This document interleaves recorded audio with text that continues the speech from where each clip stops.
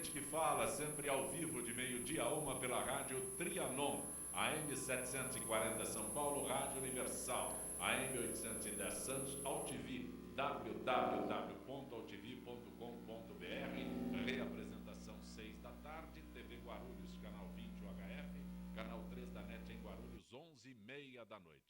Acesse o nosso blog, conheça nossos colunistas e colaboradores, gentequefala.com.br, nossa fanpage, Facebook/programa Gente que Fala. À sua disposição, chat no site da AltV, também o WhatsApp 974012235 e ainda um telefone aqui em São Paulo, 1150526622.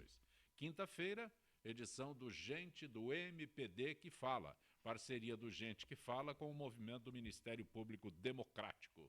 Representando o Ministério Público Democrático, que nos permite esta parceria, Procurador de Justiça, Dr. Plínio Gentil. Bom tê-lo aqui, Dr. Plínio. Muito bom estar de volta aqui, Zancopé e demais participantes, um prazer revê-los. Aproveitando, Dr. Plínio, nós teremos o 5º Congresso Nacional do MPD, são 25 anos do MPD? Exatamente, 25 anos de fundação de uma entidade que se estabelece com o propósito de lançar um olhar progressista, um olhar crítico sobre a sociedade, do ponto de vista do Ministério Público, né? Tendo em vista que a sociedade, especialmente os mais vulneráveis, são a razão de ser da instituição. Este congresso, dias 24, 25 e 26 de agosto, é melhor que se acesse o site para ter informações e possibilidade de inscrição, mpd.org.br, para este 5º Congresso Nacional, 25 anos de construções democráticas do MPD, e é muito boa essa parceria. Eu aproveito e faço o convite a todos, não só os presentes, como todos que estão nos acompanhando, para que se inscrevam, para que acompanhem, para que participem, que apresentem sugestões, que apresentem, enfim, teses e que nos ajudem nesse trabalho que é de arejamento, né, de toda a comunidade jurídica na direção de uma atuação eficaz e engajada com os interesses da sociedade.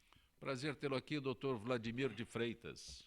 É uma renovada satisfação, Zancopé e colegas de mesa, estar novamente nessa bancada de ilustres e poder prestar um pouco de serviço na área de direito para a nossa população, que no mais das vezes sempre carece de um respaldo e de algumas informações sobre temas genéricos e específicos. Posso ser bastante indiscreto? O senhor foi favor. sempre um juiz, né, na área do trabalho, sempre em evidência, e de repente parou, de repente se aposentou. A minha indiscrição é essa. Aproveitei outro dia o doutor Calandra aqui, fiz a mesma pergunta o dia seguinte. Mas o Calandra, se não me engano, ainda está em atividade. Não, se aposentou há um ano. Então foi há pouco tempo. É que eu perdi o contato com ele. Então. Sim. Mas essa passagem da magistratura para a inatividade, ela é bastante relativa, né? Porque essa inatividade não ocorre na realidade. Sim. Porque às vezes você acaba assumindo tarefas, é claro que não com a caneta na mão, mas também não só com a caneta no bolso. Mas você assume tarefas assim, por exemplo, as tarefas de prestar serviço assim, no ambiente jornalístico. Isso é uma tarefa extremamente importante, não só para os magistrados ativos, como para nós também que somos inativos. Mas a passagem da atividade para a inatividade não há necessariamente de ser através de força. Basta que você tenha feito alguma coisa que você entende, que você sabe, que você contribuiu com a própria justiça no país. Isso aí eu acho que todos que estão nessa situação contribuíram e chegaram a esse ponto. É gratificante. Por isso que eu perguntei se podia ser indiscreto. Por favor. Advogado doutor Marco Aurélio Martorelli. Prazer tê-lo aqui, doutor. Prazer é meu, é sempre um prazer renovado, é sempre uma satisfação participar do programa, Zancopé, na sua direção e participar com a mesa sempre qualificada aqui do programa. A sua área, direito administrativo, e um tema, um segmento em muita evidência, que é o compliance. Exatamente. O compliance que é entendido como uma necessidade que você tem de se adequar às normas, né? Tecnicamente é isso que se fala. Com o advento da lei anticorrupção e com os mecanismos que se tem de busca das irregularidades, os chamados malfeitos, né? Não só no Brasil, mas no mundo inteiro, o Brasil está dentro dessa corrente, né, de buscar higienizar as suas instituições. O compliance ele é muito importante, não só para as empresas privadas, mas que lidam com o serviço público, mas também com as entidades públicas, para que você tenha uma transparência muito maior, uma confiabilidade do serviço, uma economia de recursos e uma confiabilidade da população. O meu questionamento é se há necessidade de uma área específica. Não bastaria cumprir a lei?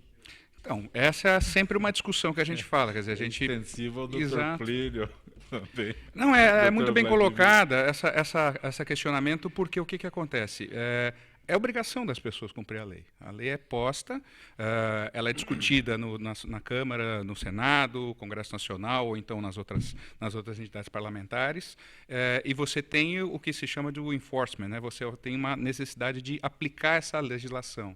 O que acontece é que essa legislação anticorrupção ela é bastante específica, ela implica em vários, vamos dizer assim, desdobramentos que nem sempre as entidades públicas estão preparadas e também as entidades privadas que lidam com o serviço público, porque a lei brasileira ela é muito específica para a corrupção que ocorre entre o particular e o serviço público, né?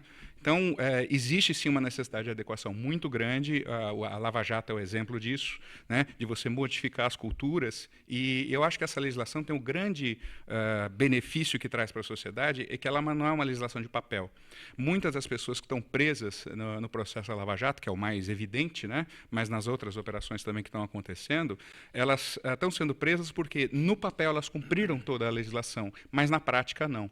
E essa legislação nova, ela dá para os órgãos de controle, Ministério Público, Polícia Estadual, Polícia Federal, Receita Federal, instrumentos para agir muito mais a fundo, né, e exigir a efetividade do seu cumprimento. Então, ela é uma boa notícia, eu acredito. Doutor Plínio, o senhor que é procurador de justiça, compliance, eu vou repetir, não bastaria cumprir a lei? Só lembrando, quem falou da Lava Jato foi ele. Não. Estou quieto aqui. Pois é, esse é o grande segredo, né? Cumprir a lei. E o problema, para nós do direito, isso é muito sensível, né? O problema é a interpretação da lei, né? A lei tem muitas facetas, a lei tem muitas verdades e a questão é a interpretação. Você vê no tribunal, de uma Câmara para outra, às vezes a mesma questão é resolvida de um modo diferente. Por quê? Porque a interpretação da mesmíssima lei é feita de modo diferente de uma para outra e você não pode dizer, essa aqui está errada, essa aqui é ilegal, essa interpretação, ou essa aqui é ilegal. Não, todas são nem sempre, mas são razoáveis várias interpretações. Então, esse é um problema.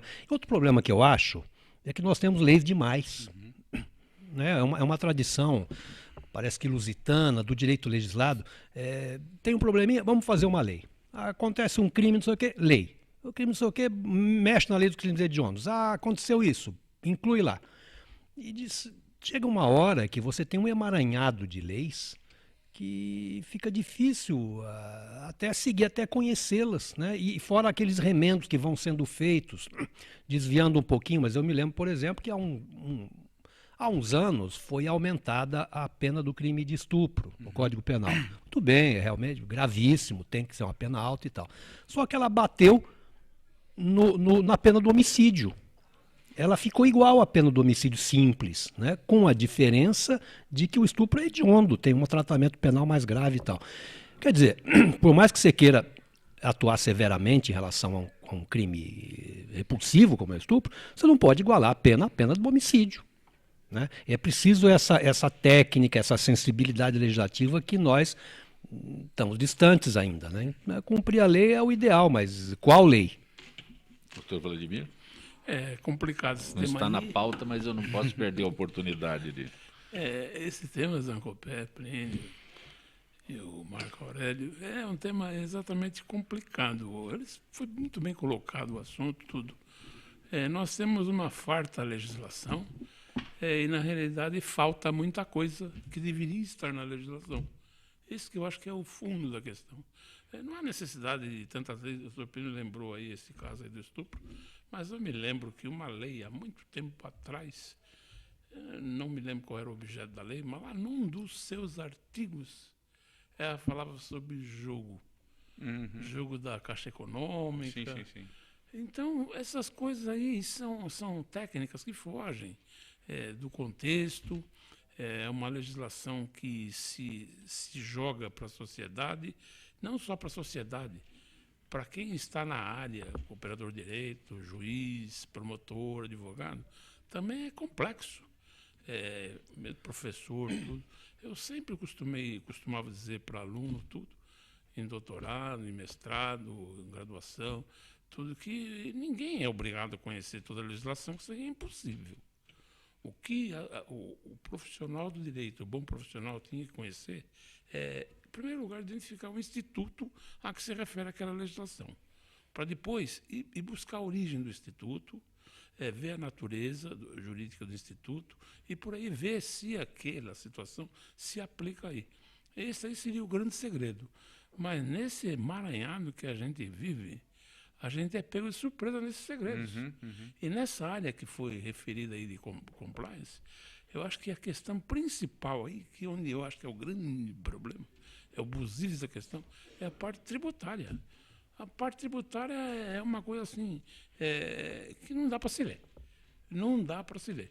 Não adianta falar que precisa ser especialista em economia, em contabilidade, não, nada disso.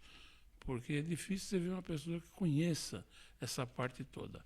E é por aí que existe a aplicação da lei na prática, mas o fim visado pela aplicação é outro completamente diferente.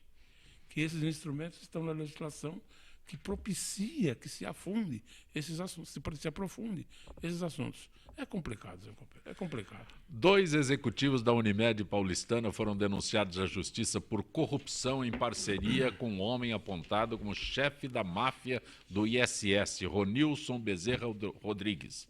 Para o Ministério Público Estadual, Ronilson recebeu propina para alterar um projeto de lei e beneficiar a cooperativa. Em depoimento, um dos executivos disse que chegou ao subsecretário, né, por indicação do prefeito da época, Gilberto Kassab. Então, não sei até que ponto há a necessidade da identificação, da indicação.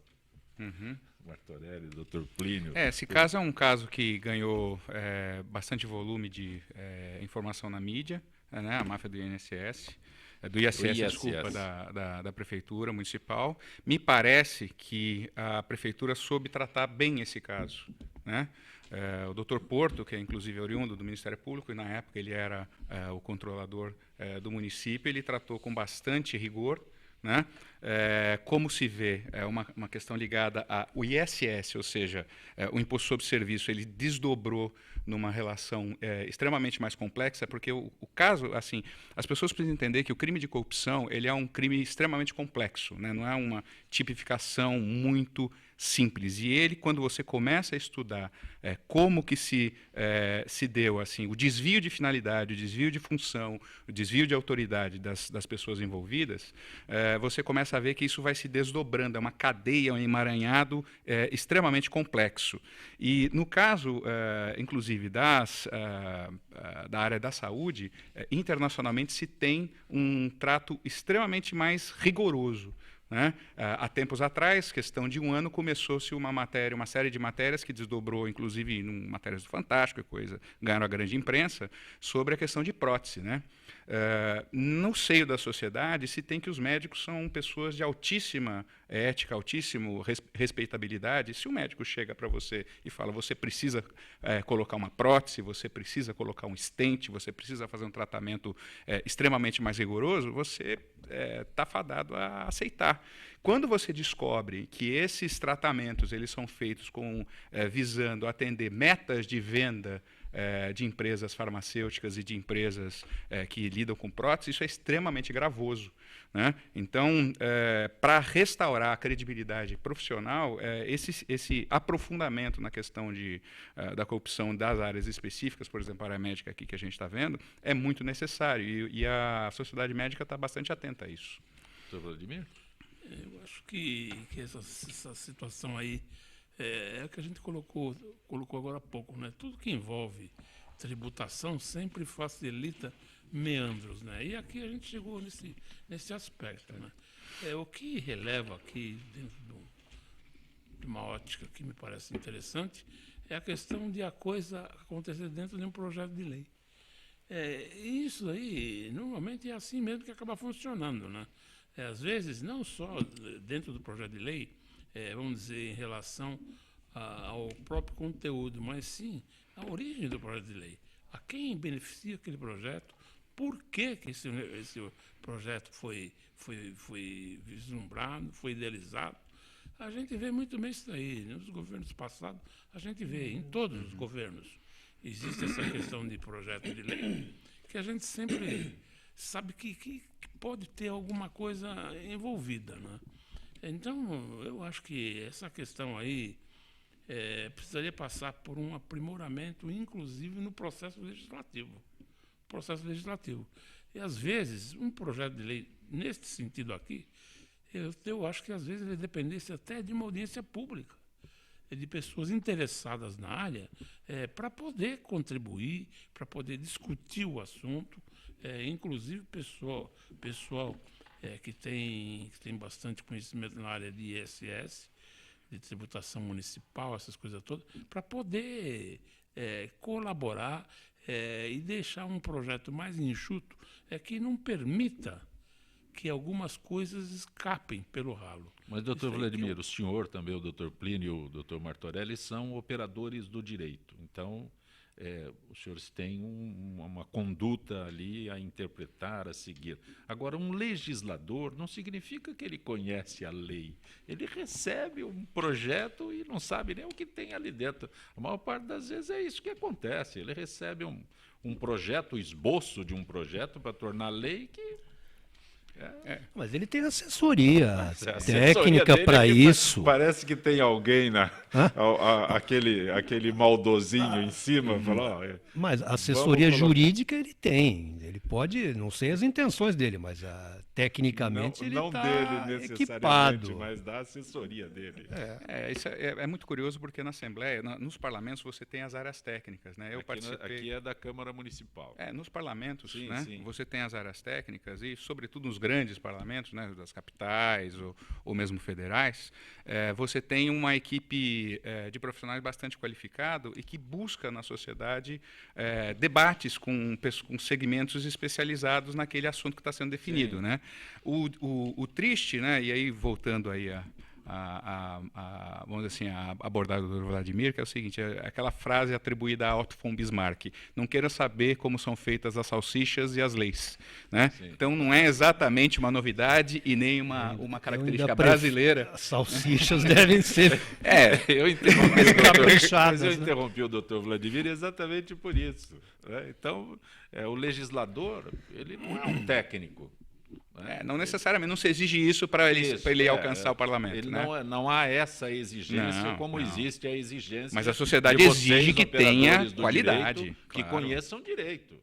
Um legislador, ele não tem a obrigação de conhecer, lamentavelmente, onde ele está, doutor. Eu acho que na essência, Zancopé e colegas de bancada, na essência não é o fato de o legislador ser ou não ser, vamos dizer, um conhecedor, um técnico, ter assessoria.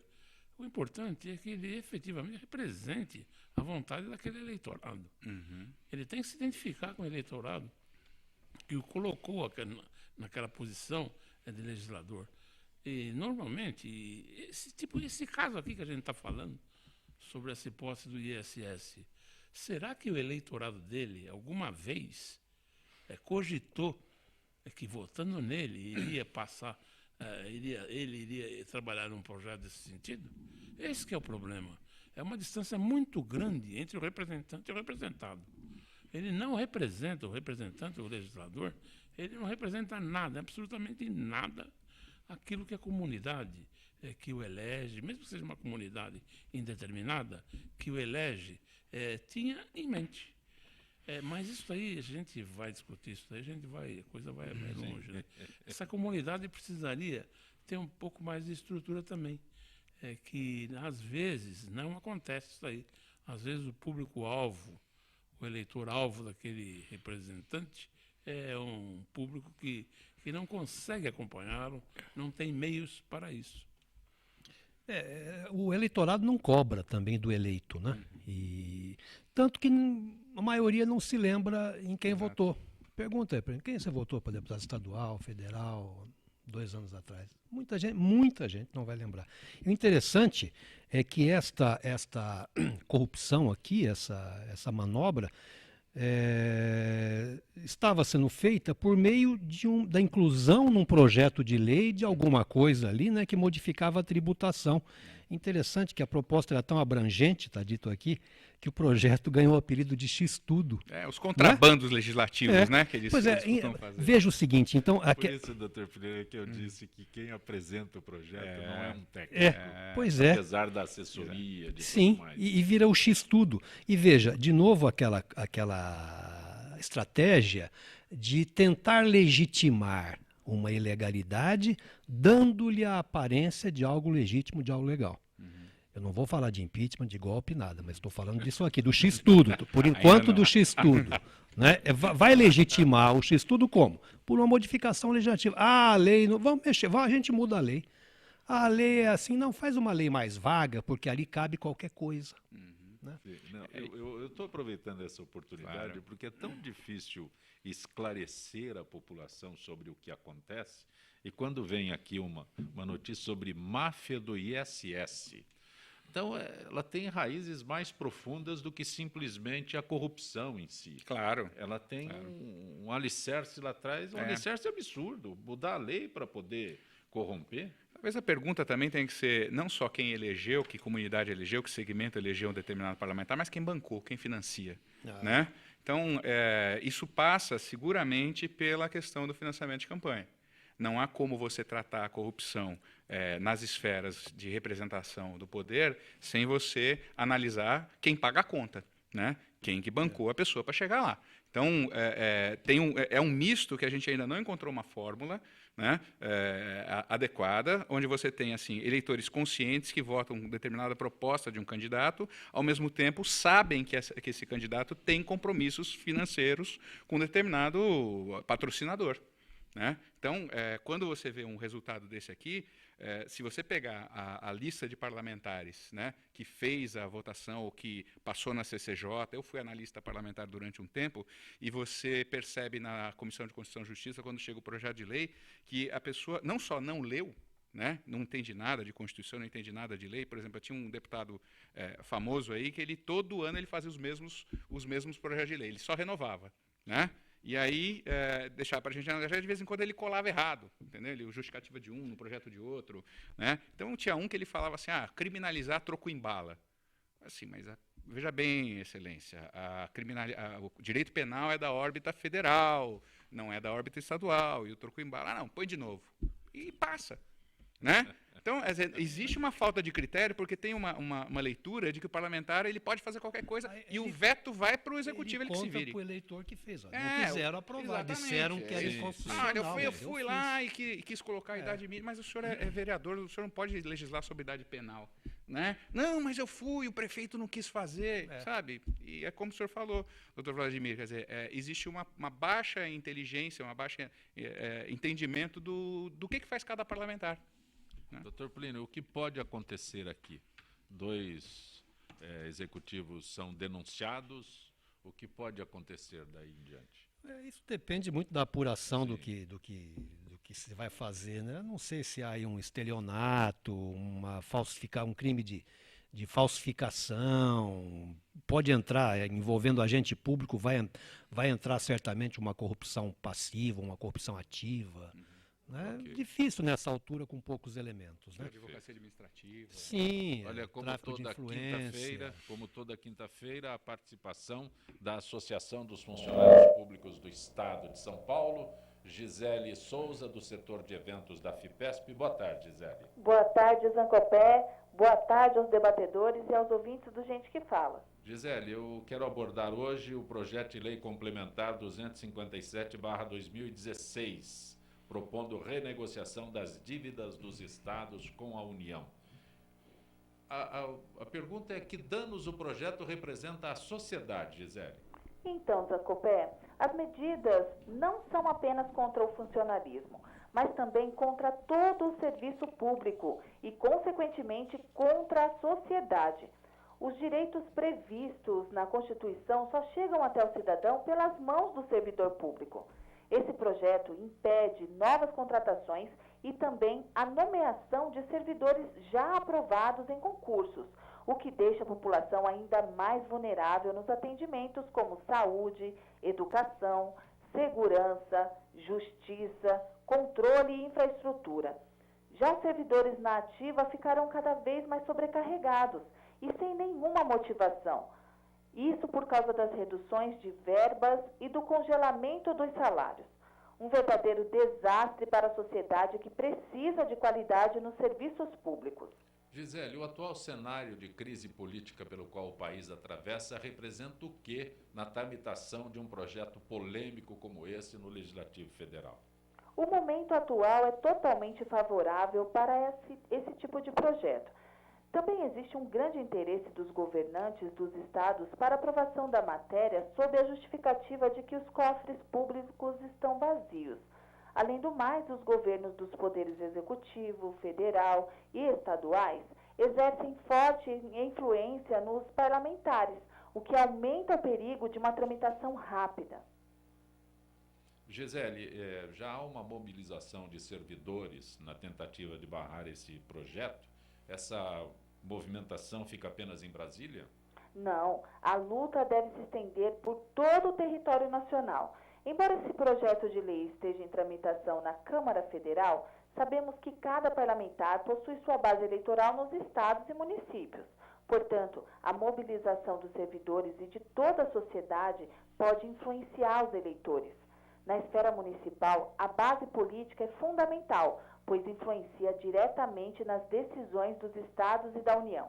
Gisele Souza, setor de eventos da FIPESP, agradeço mais uma vez tua gentileza com o nosso Gente que Fala. Uma boa tarde, Gisele. Boa tarde, Zancopé. Boa tarde aos ouvintes do Gente que Fala. Gente que Fala retornará em instantes.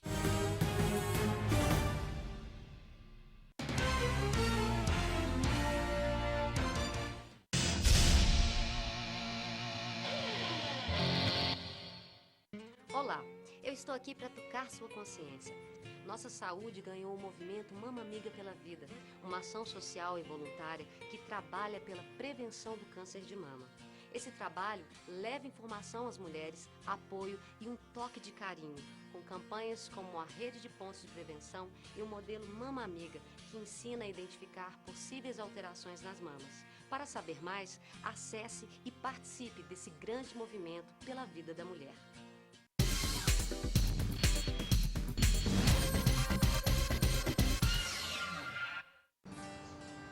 Espécies da Mata Atlântica. O Parque Nacional da Tijuca fica no coração do Rio de Janeiro e no coração do parque fica a Floresta da Tijuca, a maior floresta urbana do mundo, com uma extensão de 3.953 hectares de Mata Atlântica. Aqui existem várias espécies, cada uma com um importante papel no ecossistema. O Pedro é uma delas. Essa espécie de hábitos diurnos é fundamental no reflorestamento e na limpeza da mata. Além disso, o Pedro é uma espécie extremamente sociável e gosta de andar em grandes grupos. Esse programa foi criado para dar oportunidade aos visitantes a conhecer melhor o parque, participar da manutenção de trilhas do parque e criar uma consciência ambiental nos visitantes que vêm aqui no parque. E passar a questão da sustentabilidade, se preservar para gerações futuras. As atividades principais são a manutenção de trilhas, que consiste basicamente na colocação de placas, a retirada de resíduos das trilhas, orientação aos visitantes, plantação de mudas, de espécies nativas. São várias atividades que fazemos aqui dentro do programa voluntariado que melhoram a condição das trilhas para os visitantes do parque. Espécies como a do Pedro são essenciais para manter o equilíbrio da Mata Atlântica. E você, a sua espécie já está catalogada? Acesse gpsmataatlântica.org.br e mostre como a sua espécie protege a Mata Atlântica.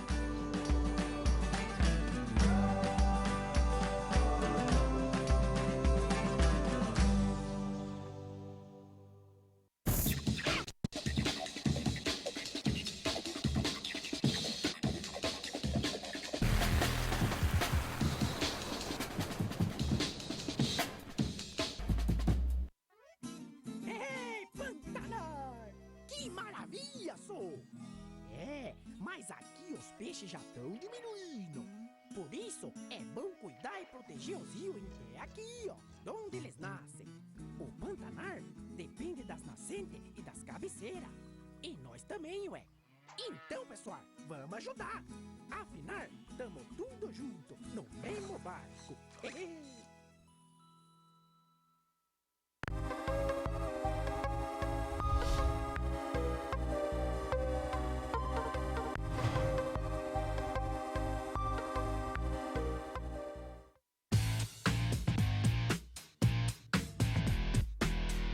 Olá, eu sou César Freitas e convido você para assistir o HQ e Companhia, o programa que traz o mundo da cultura pop para você. Cinema, história em quadrinhos, animação, seriado, tudo isso para você aqui toda sexta-feira às 5 da tarde, na sua TV da internet.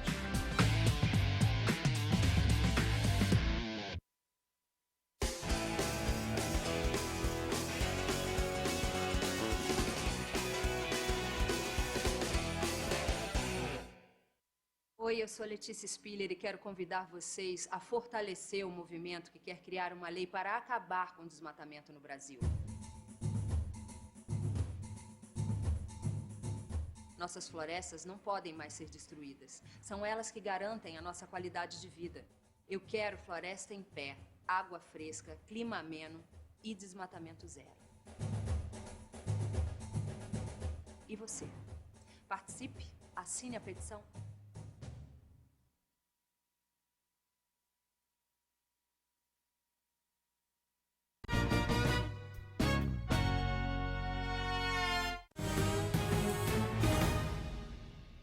Gente que fala pela rádio Trianon, AM 740 São Paulo, Rádio Universal, AM 810 Santos, AltV, www.altv.com.br, reapresentação 6 da tarde, TV Guarulhos, canal 20 UHF, canal 3 da NET em Guarulhos, 11h30 da noite. Nosso blog, gentequefala.com.br, nossa fanpage, Facebook, /programa Gente que Fala. Quinta-feira é gente do MPD que fala, parceria do Gente que Fala e o movimento do Ministério Público Democrático, que está completando 25 anos e realizará nos dias 24, 25 e 26 de agosto o 5º Congresso Nacional do MPD. Você pode obter informações e fazer a sua inscrição pelo site do MPD, que é www.mpd.org.br. Nosso representante do MPD hoje, o Procurador de Justiça, Dr. Plínio Gentil,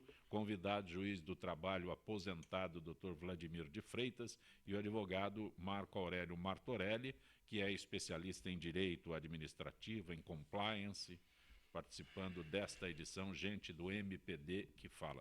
Eu tenho que falar juiz do trabalho aposentado? Não, não há necessidade. Porque tem gente que se ofende, então eu não sei. Não, pode.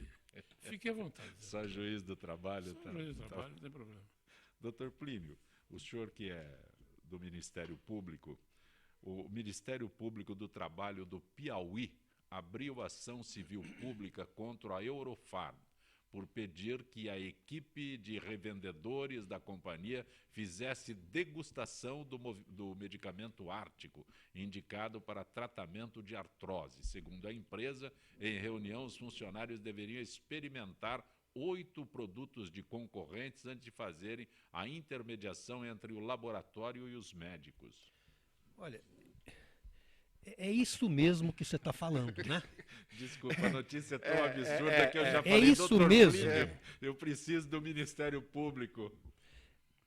Não sei, eu só não digo que é inacreditável, porque o capital não tem limites, né? A indústria farmacêutica, ela pede para os seus revendedores, é o viajante, o vendedor de remédio que vai lá, pois é, que vai lá à clínica, que vai ao consultório com a sua malinha e diz: doutor, esse produto aqui, vamos experimentar e tal.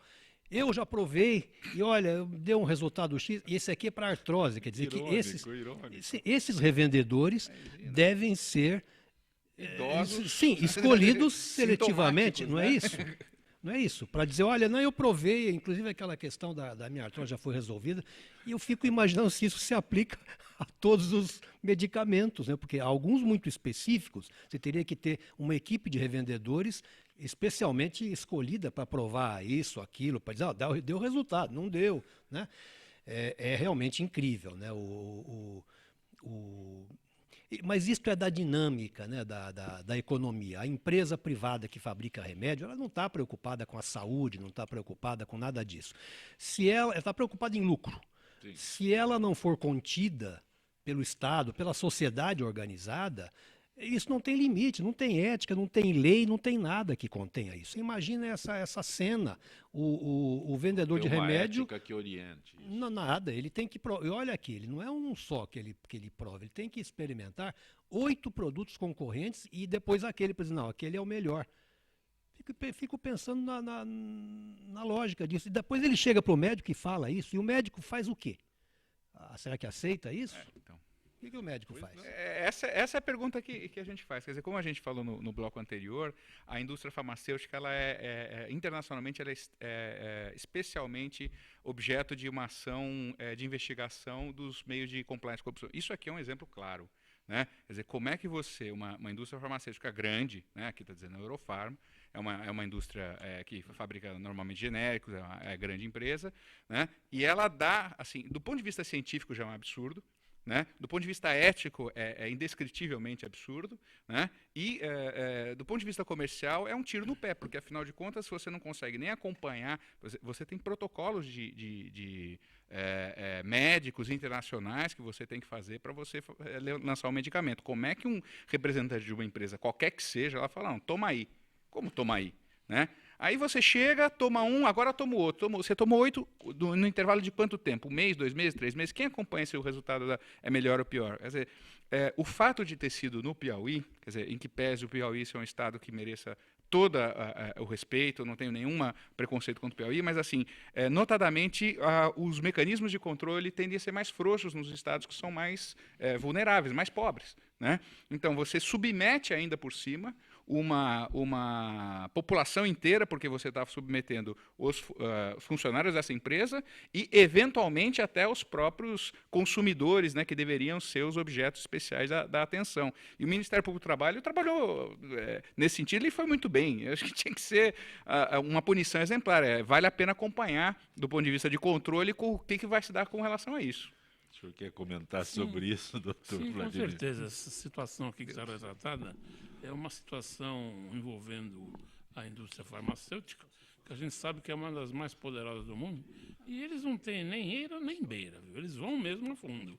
Eu me lembro aí, 2 filmes aí. Um é o Jardineiro Infiel, em que o que se cuida nesse filme é exatamente de testes com remédio na África.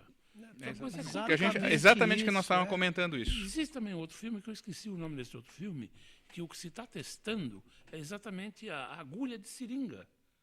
Que antigamente, aquela agulha de metal, ela era reaproveitada. Sim. Certo? Em um determinado momento, descobriram lá que seria preferível fazer com outro produto, eu não sei se é osso de animal, não me lembro qual que é, mas é exatamente o caso característico.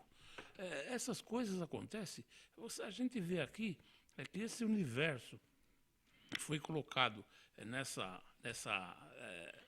artrose, é um universo menor do que esses universos que, na realidade, eles pesquisam. A gente não sabe se isso aqui aconteceu apenas em relação a funcionários. Isso é o que veio a público, veio a lume, graças ao Ministério Público do Trabalho do Piauí. Mas isso pode ter envolvido experimentos muito mais sério, muito mais grave. Principalmente com essa questão de artrose. A artrose, você não resolve esse problema, na minha ótica e no meu joelho. Você não resolve esse problema com um único remédio e um único dia. É uma coisa assim mais sistemática para você poder resolver. Tá? Até a gente volta até aquela questão de prótese. Indicar prótese. Doutor, vai resolver alguma coisa? Não, o senhor não vai falar, só mais não. Então, a coisa é complicada. Então, essa situação aqui envolve, na realidade, as indústrias que têm um poder de fogo muito forte, e quando esses fatos, a nível, assim, num sentido global, vêm à lume, a coisa fica complicadíssima. essa indústria ligada com a indústria química. São as duas que precisa tomar muito cuidado, aplicar muita lei de compliance em cima delas. Dr. Plínio Jaime, do Jardim Bonfilholi, pergunta ao senhor se ser promotor público é vocação. Quais são as tendências que um recém-formado deve ter? Necessariamente é vocação. Necessariamente é vocação.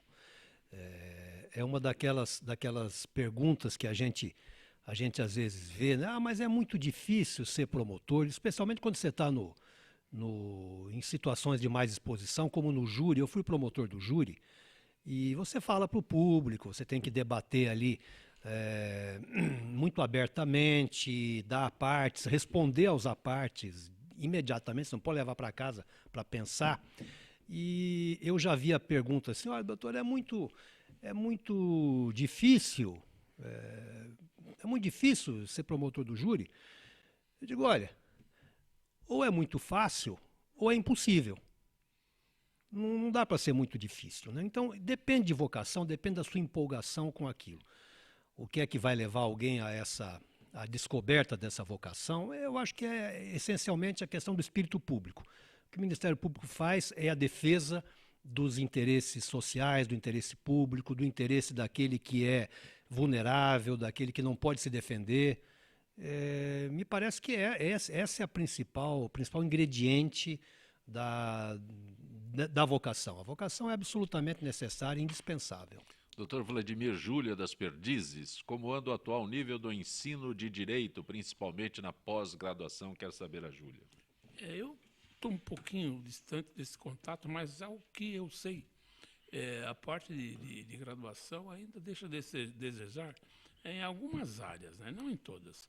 Mas o ensino ele tem sido aprimorado, sim, porque é uma fiscalização muito grande por parte da OAB, das entidades corporativas, da própria sociedade, que exige que esses cursos fiquem melhor. Enfim, eu entendo que eles estão melhorando. Mas só que, em virtude de questões pessoais que envolvem muitos de nós, eu ainda sou assim, vamos dizer, saudosista. Cursos mesmo eram os daquela época. Os de hoje, eu tenho uma certa dificuldade a entender certas coisas que, na época que eu dava aula, há algum tempo que eu já parei, que eu dava aula, você vê, você vivencia tudo. Então, você fica meio perplexo, né? Algumas formas de comportamento, essa questão de ficar discutindo certas coisas que nem estão na aula, não são objeto da aula. Isso é claro que depende do professor, o professor mais arejado, ele discorre sobre bastante coisa e tudo. Mas, no geral, eu acho que não está pecando, não, o nível de graduação atual. Aliás, é o tema deste assunto aqui, sobre a recente discussão a respeito da doutrinação ideológica nas escolas, que padece de uma enorme confusão conceitual.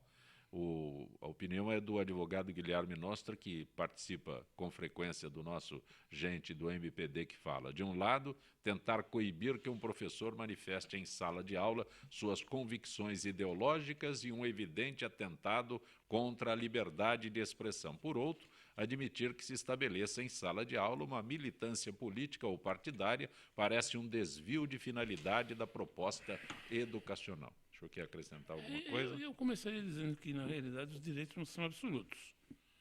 Eles têm uma certa restrição que deve respeitar alguns outros direitos. Eu acho que essa questão de discutir a convicção ideológica numa sala de aula, que não seja uma sala uma aula específica, vamos dizer, foge um pouco do contexto.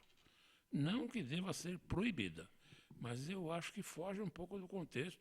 Não é esse daí o objetivo daquela sala de aula, daquela graduação, daquela pós-graduação. De um lado ou de outro. Mas, de qualquer forma, se a gente for assim ao fim e ao cabo, a gente não pode coibir as pessoas de manifestarem suas posições ideológicas. Então, não seria apenas o caso de um atentado contra a liberdade do professor. Seria também o caso de você levantar a questão do atentado contra um aluno que, no meio de uma aula qualquer, ele defende qualquer coisa assim, ideologicamente. Eu acho que fica fora de um contexto. Eu acho que ali não é exatamente a questão para isso. Agora, se por acaso, dentro da aula, houve algum gancho para abordar algum determinado tipo de assunto, vamos dizer, a questão do impeachment hoje. Tem tanta... Eu estou me referindo mais à parte de direito. A questão do impeachment hoje. Tem tantas facetas jurídicas que fatalmente podem ser discutidas em sala de aula e não vão representar, na minha ótica, uma convicção ideológica. Às vezes pode ter até esse matiz. É uma discussão sobre um fato, sobre o direito em si. O direito em si. Mas às vezes acaba levando para um ponto ideológico. Mas aí você está dentro de um contexto que você reprimir que alguém fale, vamos dizer, que é um golpe ou não é um golpe, qualquer coisa nesse sentido, eu acho que aí você atentaria, porque o contexto está posto. Então deve ser respeitado. Então, nesse sentido aí, e também a questão de militância política dentro de sala de aula. Olha, para falar francamente, na minha época isso daí já existia, como sempre existiu. Tá? Então, não é uma coisa que você pode evitar. Mas a militância dentro da aula é que às vezes fica um pouco mais complicado. Dentro da sala de aula, ela de fato existiu, existe e sempre existirá. Posso ouvir o Dr. Plínio, que saiu da sala de aula em instantes para ver gente que fala? O tema Martorelli quer se manifestar. É para muito tempo de discussão, né? Sim. Primeiro, impossível separar o conhecimento da política. Tudo é político. Ficaria incompleto para um professor de direito civil, de direito penal, falar dessas questões sem falar de sociedade de classe, sem falar em opção do direito penal por punir mais severamente os crimes patrimoniais do que outros crimes contra a honra, por exemplo. Óbvio que isso vai ter um enraizamento político e é importante ao professor, ao mestre, ao educador, que ele faça o educando perceber isso. O educando não precisa ser levado a pensar como ele, mas ele precisa ter instrumentos para perceber, para ter um olhar crítico sobre aquilo que não está só na superfície. Aquilo tem uma profundidade que é preciso conhecer. Acho impossível o ensino se fazer de modo completo sem esta abordagem, e o educador tem que ter essa capacidade, essa habilidade, mesmo porque a educação se faz com que objetivo? Com o objetivo de emancipar o educando. Ele tem que saber andar pelas próprias pernas, ele tem que saber pensar com a própria cabeça para não ser levado, para que ele não saia estou pensando no ensino universitário, para que ele não saia de uma universidade com um conhecimento técnico muito volumoso, mas ao mesmo tempo ingênuo. Sem aplicabilidade. Mas tudo. Ingênuo, é impressionante às vezes, como você vê, o aluno ou ex-aluno, ele sabe tecnicamente tudo, responde todas as questões dos concursos, mas ele é ingênuo. Você faz um questionamento, como é que você aplica isso? E como é que você, em tal situação, você percebe que aqui é um jogo de forças? Ele não percebe muitas vezes. Então falta mesmo essa contextualização daquilo que é o técnico com o que é político. É impossível não fazer isso.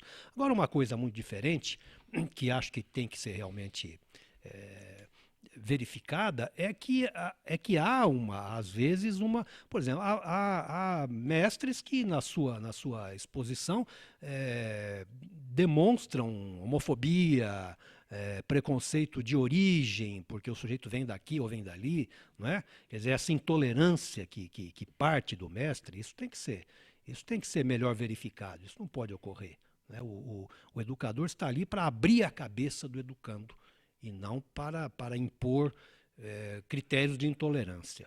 Dr. Martorelli? Eu tenho uma convicção, né, voltando um pouco às perguntas que foram feitas, né? Primeiro é que, e aí eu vou falar especificamente da minha área e de outras também que eu, enfim, acabo atuando.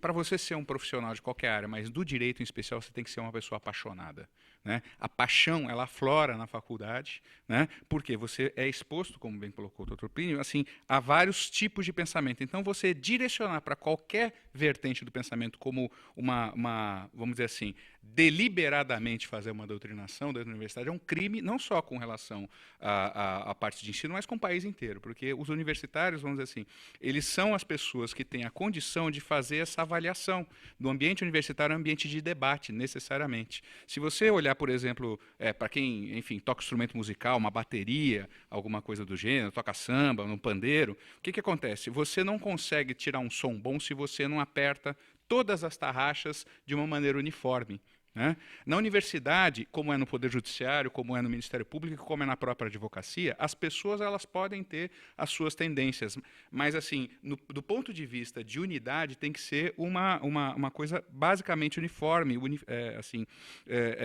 onde as pessoas possam se ver representadas, mas, ao mesmo tempo, ter a sua convicção pessoal, ideológica. O que está acontecendo, e a gente tem visto isso se acirrando com esse processo, por exemplo, do impeachment, é uma intolerância de lado a lado, né? Eu falo, por exemplo, da universidade, que eu vim da Universidade de São Paulo, a Faculdade de Direito da USP, né, onde tem uma professora que foi minha diretora no 11 de agosto, quando eu fui presidente em 1992, que é a professora Janaína Pascoal, onde ela é impedida de dar aula, né? Então, assim, por quê? Ela tem a convicção dela, ela atuou como advogada, né? Ela ingressou em juízo, como ela fala, eu postulei, certo? Eu não determinei nada, certo? Ela, assim, vira e mexe, ela é colocada para fora de aula. Isso é um absurdo, né? Outro dia, ela mesma, a Janaína, junto com a minha esposa, foram na Faculdade de Medicina do ABC, né? Isso aconteceu, ela foi banca de uma aluna lá, de uma doutoranda, né? Quando a doutoranda terminou de fazer a sua exposição, ela foi ser a primeira arguidora, né? E nesse momento levantaram 15 alunos lá e começaram a partir para cima dela para falar, vamos rasgar sua ordem, vamos fazer isso, assim, e tiveram que ser tiradas por polícia, pelo segurança. Isso está na internet. Entendeu? Minha esposa estava presente. Então, assim, a gente tem que diferenciar muito bem o que é uma posição ideológica defendida com bastante ênfase, né, de uma intolerância. Então, como disse o Dr. Plínio, quer dizer, você tem que ter, dar para o aluno a oportunidade. Você pode ter a sua convicção perfeitamente como professor, mas você tem a obrigação acadêmica de apresentar as fases e permitir que o aluno chegue às suas próprias conclusões e não direcionar a conclusão do aluno. Doutor Vladimir, o senhor teria em 1 minuto a possibilidade de analisar aqui a denúncia da OIT que 168 milhões de crianças são forçadas a trabalhar? Essa questão é uma questão extremamente séria, extremamente grave, principalmente no nosso meio. No nosso meio, o Ministério Público do Trabalho ele se organizou já há bastante tempo, e a própria Magistratura do Trabalho também tem se organizado nesse sentido, de coibir isso daí, de trabalhar nisso daí, esclarecer a sociedade, esclarecer os empresários, esclarecer as próprias famílias e tudo mais. Mas é uma situação extremamente delicada. É uma situação assim tão grave como a questão do trabalho escravo em situação análoga, em condição análoga. É difícil de se coibir, porque essas coisas acontecem, uma grande parte é um pouco longe dos olhos do fiscal, do auditor. Então fica difícil estender o braço. São coisas, às vezes, que acontecem dentro de pequenas indústrias, até no próprio ambiente familiar, no ambiente econômico familiar acontece. Mas essa questão de repudiar o trabalho infantil é uma bandeira levantada pela OIT, muito oportuna, e todos os países aderiram a isso daí. No Brasil é uma situação bastante grave nesse sentido, e o Ministério Público do Trabalho, a Justiça do Trabalho, estão atuando prontamente nesse sentido, aplicando punições, verificações, fiscalizações de uma forma bastante efetiva, e tem dado algum resultado. Agora, eliminar de uma vez por todas fica extremamente difícil, porque isso aí passa, no mais das vezes, por um universo de empresários, ainda bem que é um universo bastante restrito, que são completamente irresponsáveis, que não têm, vamos dizer, limite na sua ambição, essas coisas todas. Então, eles acabam utilizando mesmo criança, pessoas adultas em trabalho, em situação de escravo ou situação análoga, mas fica difícil. A gente tem muito conhecimento aí de pessoas que estão lá no Congresso, para dizer algum exemplo, sem citar nomes, obviamente, porque senão a gente vai ficar gastar muito tempo com a Até lista. nem temos mais tempo, doutor Vladimir. A lista é muito grande. A gente tem muito latifundiário lá no Congresso que eles usam esse tipo de expediente. Usam. Eles usam se acobertando da imunidade parlamentar, que para eles, tudo que eles fazem é imunidade parlamentar. Mesmo que não seja dentro do próprio parlamento. Então, eles procuram isso aí. Então, e empresários também, inescrupulosos, que estão nessa área.